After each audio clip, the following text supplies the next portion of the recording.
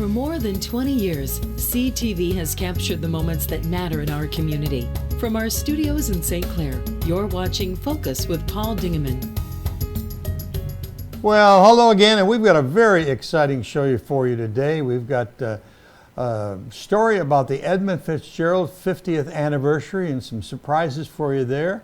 And then the St. Clair County Parks and Recreation Parks Department will be along with a Stweards program that they've got for you. So good stuff. I want to welcome Sally Steinborn. Hello, nice to see you, Paul. Focus program and old Edward Shoemaker. Nice Thank to you, see Paul. You. Nice to see you. I think you're younger than me. I shouldn't call you old. Welcome to both of you. Thank you. There's something exciting happening that you two are involved in, and it's called the Edmund Firtzgerald Memorial Swim. Yes. Talk to me about what it is. The swim originates in Lake Superior on the site of the sunken ship. Oh my. And right off of Whitefish Bay. Whitefish Bay. And different teams will swim in a relay from that point to the destination the freighter was supposed to have made in '75, which is Dearborn, but Detroit generally. Yeah, right. So 17 or 18 teams, I don't know how many there are. 17, I think. Yeah. 17. And it's a relay, not a race. We're reminded of that. And we do swim for a half hour, and then another team member swims for a half hour. And Half hour is a long time. It is, yes. I found In that open out. water.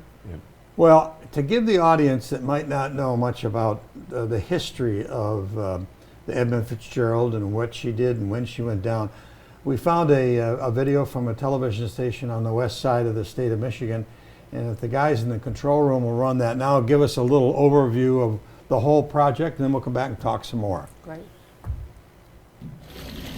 The story of the Edmund Firtzgerald holds different memories for everyone. I was 6 years old when the wreck happened. I was 10 when the Edmund Firtzgerald went down. On that fateful November evening back in 1975, life changed forever for the families of 29 mariners who never made it home. The Edmund Firtzgerald, a freighter that ferried taconite along the Great Lakes from Superior down towards the ports surrounding Detroit, encountered hurricane-force winds along its southbound trip. Children not having their dad come home, trying to comprehend that at such a young age. And sank 17 miles off the coast of Whitefish Point. People lost their father, their son, their brother. 50 years later, the mystery of what really ended the run of one of the largest Laker ships remains clouded. But one thing is rather clear. For us to be able to honor them in some way just really means a lot. Those lost are not forgotten. I've been up there and I've done the museums and I've seen the relics and read the stories, and of course it has a profound effect. And that final voyage of the Edmund Firtzgerald will not go unfinished. I think that this memorial swim to remember those who were lost and symbolically complete the journey is a great way to memorialize this tragic event. 68 open-body water swimmers are set to take on the Edmund Firtzgerald Memorial Swim, a 411-mile trek from the ship's wreck site in Lake Superior to Belle Isle outside Detroit, beginning July 26th and set to wrap up in the final days of August. There's something about being able to finish what these men started. I intend to have their names written inside my buoy to kind of bring them along. Every swimmer also plans to carry a piece of iron ore during the journey too. But pieces of ore aside, this swim isn't for the faint of heart. Split up into groups of 4, the 17 stages along the route will test the intrepid few taking on this challenge. I think our biggest concern or consideration is I was just, talking to Tracy, is, what could the weather be like? I mean, it might be glass, but it could be 3, 4, 5 foot waves. So it's a lot different swim depending upon the conditions. It's a lot of training over a long period of time, but how do you really train for something like this? I don't actually know. What the swimmers do know is that their swim won't only be symbolic, as each stage team is helping to raise money for the preservation of the Whitefish Point Lighthouse, which was notoriously dark the fateful night the Edmund Firtzgerald went down. I love that the fundraising from the swim is going towards such an amazing cause, and it will keep the story living on. Remembering those lost in the hopes of helping whoever may pass through for years to come. You know, you keep that in your heart with your iron ore pellet in your buoy and carry that forward. What a great For report. more than 20 What a great report there from WWMT over in Kalamazoo, and they gave us permission to use it. It's really an event that people should know about and treasure. Before you get started, I want to look at this picture that's behind us here, and this is really significant to the people along the St. Clair River and specifically the city of St. Clair. That is the Riverview Plaza, probably in 1970 or 71 or 72 or 73 or 4, because the ship went down in 75. And the mall was brand new. It's 1970. So looking at the parking lot, and I was with the people from the Historical Museum this morning, doesn't look like there was many customers. So maybe they were still under construction. They had all the milk they needed. But a downbound Edmund Firtzgerald going by the mall. Amazing. It brings it really close to home. Let's get back. Go ahead. Probably loaded with iron ore. Yeah, probably loaded with, yeah, it is low in the water, isn't it? Yes. So you guys are stage 16, I think. 16. No, 16. 16, right. 17. Yes. And you've been practicing. What's all of this, Edward? It's some of the things that have entered our lives as as participants. Probably start at the top. It was suggested that we get something warm to wear after the swimming practice. And first I said, I don't think I need that. Couple swims in June, core temperature went way down. Sally suggested that I get one of these. So it's basically a warm-up jacket, Yeah. but it works, it really works. And you can see the crest for the Yeah, the event crest is here. beautiful. Other parts that we are going to have are swim cap, Well, that's from your college days. yeah, and goggles. Right? Water is not as clear as we'd like it, and this is a safety buoy that is attached to our waist and trails behind us when we're swimming. And not necessarily while we're swimming, but nutrition and liquids are a very important part of it. It is not a race, but we will occasionally put flippers on and hand paddles to aid our swim as we're going. In the St. Clair River, a half-hour swim, how far is that? Round figures. For me, I did it in it's 2 miles. Okay. Yeah, I went in, if you're familiar with Orchard Beach. Right. And then came out at the mall. Okay. And that's 1.8 miles. So your responsibility is stage 17 or 16 is to go from Port Huron to Algonac. Correct. And you've got 3 swimmers doing that? 4. 4 swimmers doing that? So you'll each do a half hour? A 30-minute. 30-minute. And every 2 hours, every hour and a half, you go back in until we hit the 30 mile. It's a 30-mile trek from Lighthouse Beach to the Algonac. And did I read that it's you pick up some speed because you're in the St. Clair River? Without a doubt. That's why You aren't going the other way. I noticed it yesterday on my practice swim. You get out maybe 10 to 20 feet and the current kicks in. Really? Yeah. So we probably get a 2 mile per hour Advantage. boost. Yeah. Oh, yeah, boost, yeah. Yeah, when people say, oh, you did a half hour and you got 2 miles in, that's with current. So don't sign me up for any Olympic team. Sally, how long have you been swimming? I know Ed's been swimming forever. Well, he's the triathlete neighbor, but Right. I did not start. I mean, I grew up here, Yeah. and so I called myself a dunker. I'd go cool off and paddle around. So I started intense training when I was selected for this in December. So I hired in a coach, Jackie Mall, and worked at the Y until she said, get out in the open water. So I've only been doing it 6-7 months, but she's taken me from a retired chef that enjoyed Bordeaux and butter to, a fine-tuned machine now. Still got to have a little Bordeaux and butter, though. Still need that, but not until after the swim. So it's been really fun. How can the public help you? I think encouragement. When we encounter someone like you, we want you to spread the word, which you're obviously doing with this interview. I think the fun comments help me. My wife in particular will question my sanity about doing this. I like that. I don't mind that. And you've probably been asked by people. Absolutely. Absolutely. What are you, crazy? But it's exciting because we're going to be with the freighters, swimming with freighters in a very safe environment. Right. But it is a fundraiser for the lighthouse at Whitefish Bay Point. Yeah. And so can people write checks? Can they go online and look at that, or what? Yeah, if you go online, I don't know if you may, later on you may have the website. Right. And I think the first or second thing people will see is donate. Okay. So that donation doesn't go to Sally or me, it goes to the lighthouse. Good. And the restoration and preservation of it. Okay. Well, this was just an amazing find for me. I had the original picture there from a calendar of the freighter going by the Riverview Plaza, so I'm glad that we added that to this little discussion. It gives it a little home flavor. Oh, absolutely. So. And we watch the freighters every day. That's right. So.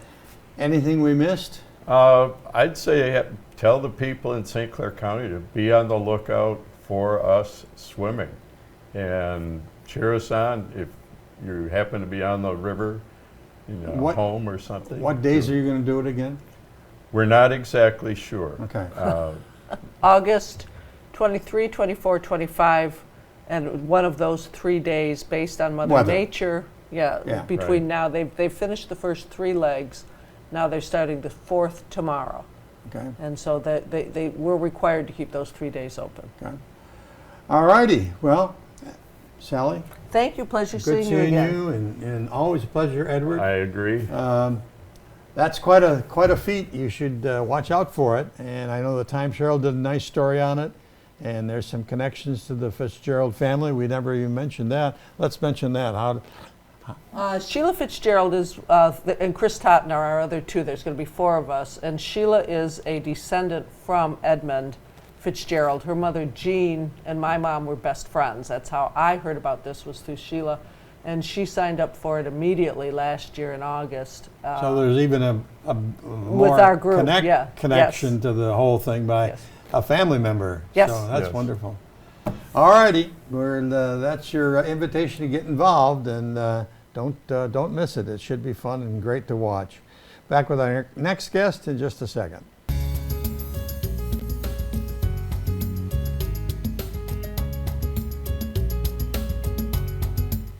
Well, we are back, and we've got some great representatives from the St. Clair County Parks System. Nice to see both Kirsten, I got it right? Yep. Kirsten Lyons once again, and Monique, nice to meet you. Nice Welcome to meet you. Thank you for having me. To the Focus Show. You guys are here to talk about a wonderful program you and I have talked about a couple of years ago called the St. Clair County Conservation Stweards Program. What's it all about? That's right. So this is a program to teach our residents about science-based ecosystem management. And really, it's a hands-on class to learn how to do conservation on the ground.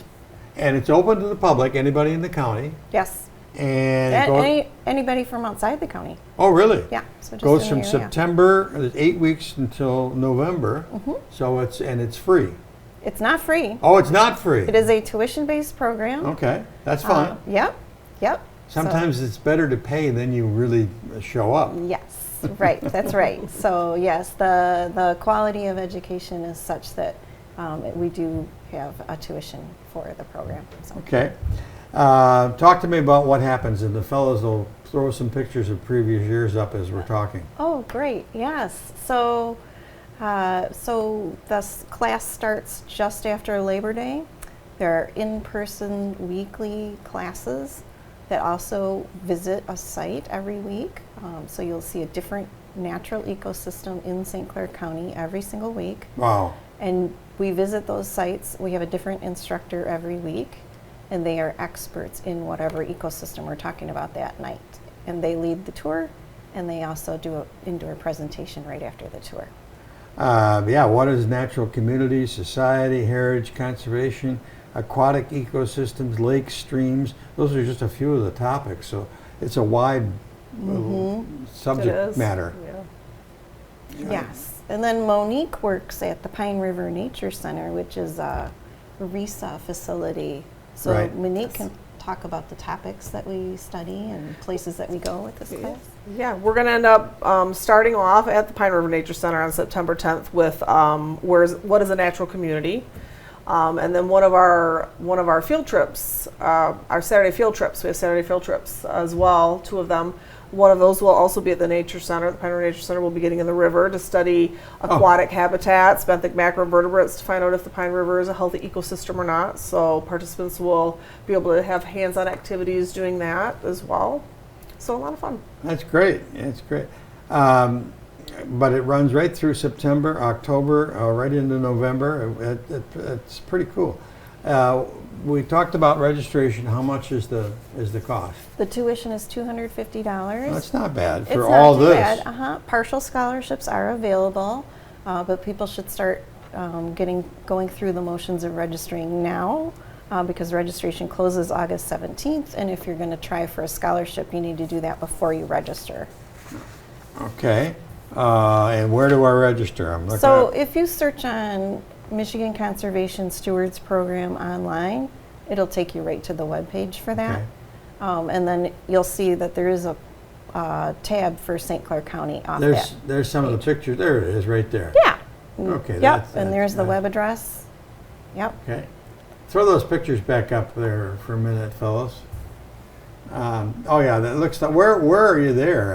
That's not St. Clair County, is That it? is St. Clair County, so that's in one of the gravel quarries for Mid-Michigan Materials. Wow. I don't think we're going to get there with this class, but we're going to take this class to some other neat places. Yeah.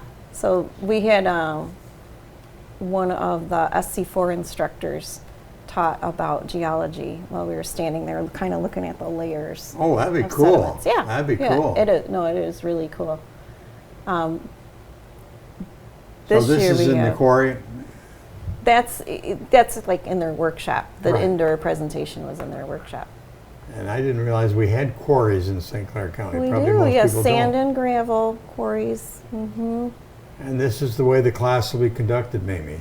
Yep. So the class, it's a very outdoors focused class. So every week we take the participants to a different location, and we show them the ecology. getting in There the you water go. there. Yep. That's Monique in the Pine River on the Nature right Center. in the With photo. the bare feet. Yep.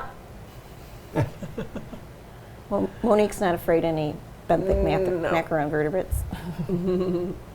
So you're taking samples of the river, and then you bring them back and study them, and Right, and certain species will only live in non-polluted waters. So we're looking for dragonfly nymphs, mayfly nymphs, things like that will not survive in polluted waters, and that will tell us whether it's healthy or not. well, I encourage people who are interested in conservation that this is a wonderful, wonderful program, and it runs from September through November. So, and are they all the same day of the week? They're Wednesday evenings except for the Saturday field experiences. Okay. So, and everybody's invited. Yep, everyone's invited. Registration closes August 17th. Okay. It's Yeah. typically geared towards 18 and above, Okay. but if we have younger students, then an adult needs to Accompany register them? as well. Yeah, Okay. register as Very well. good. Have we missed anything? I just wanted to mention the capstone projects. So Yes, let's talk the about class that. closes with the presentation of a capstone project that the participants work on during the whole class, and then just update their fellow students at the last night of class on what they have been working on and what they plan to continue working on. And the capstone project is a real conservation issue in our community. So some of them have been, for instance, maple sugaring at Columbus County Park, and then Monique's had a couple of capstone projects at the Nature Center. A couple of our volunteers, one of our volunteers, Linda, she did one, a butterfly habitat, a pollinator garden. So she pulled out a lot of non-native plants that we had in the front of the building and converted that into native pollinator garden, working alongside some of our students as well. So it was fun. Good stuff. You guys are always busy. Yeah. You guys always got good stuff going on. We have the new North Channel County Park in the south end of the county coming I saw online. the development of that. It's And there going will to be beautiful. be a capstone project there with the rain garden that's going in. So the rain garden is native plants treating our stormwater naturally. So Great we're pretty restaurant excited. right across That'd the be street. Great restaurant right across the street, and grocery shopping. You can get all done all at once. Get your nature on, get your grocery shopping done. Have dinner. Yeah, catch 22. Yeah. So, well, thank you, ladies, for coming in. Thanks for having us. You're, of course, welcome back anytime. So that's about it for this edition of the Focus program. Thanks very much for tuning in. Until next time, I'm Paul Dingeman. See you soon.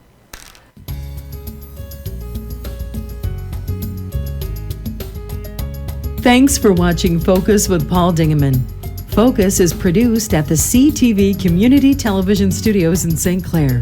For over 20 years, CTV has captured the moments that matter to our community.